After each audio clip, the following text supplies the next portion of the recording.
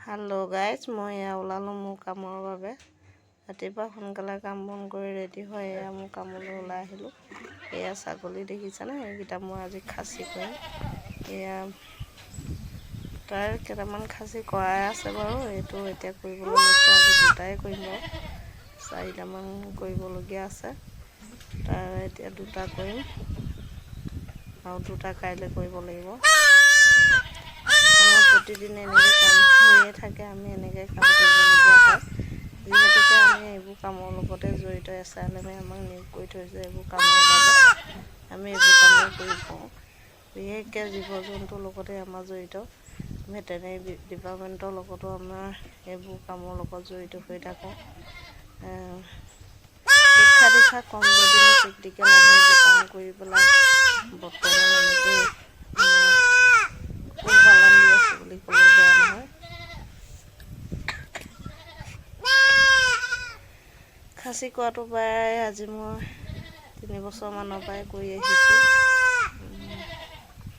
যিহেতুকে এইবোৰ মতা মানুহে কৰা কাম, মাইকী মানুহৰ কাৰণে ইমান সুবিধাজনক নহয়, তথাপিতো কৰি যাবলৈ চেষ্টা কৰিছোঁ।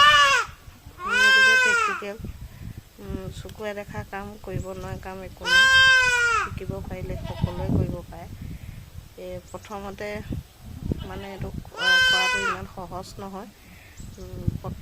ভেটেনেৰি ডিপাৰ্টমেণ্টৰ পৰা মানুহ মাতি পেলাই আমি প্ৰেক্টিকেল শিকি লৈছিলোঁ। শিকাৰ পাছতে এইবোৰ কাম আমি আগবাঢ়িছোঁ।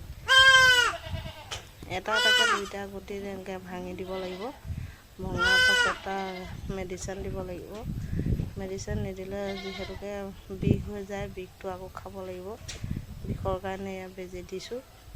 তাৰপাছত আৰু ভিটামিনটোও দিব লাগে, কাৰণ কেলৈ দুৰ্বল হৈ পৰে।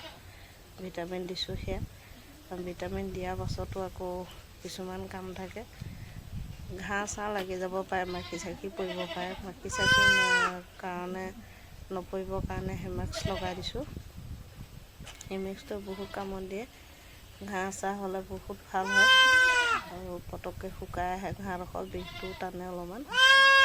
এনেকৈ আমি কাম কৰি আহিছোঁ। প্ৰায় প্ৰতিদিনে এনেকৈ আমি কামলৈ ওলাই যাওঁ, এনেকৈয়ে কাম কৰোঁ আৰু এনেকৈয়ে আমি এতিয়া আগবাঢ়ি যাম বুলি ভাবিছোঁ। আগবাঢ়ি আহিছোঁ। গতিকেলৈ কেনেকুৱা পায় মোৰ কামবিলাক আপোনালোকে জনাবচোন।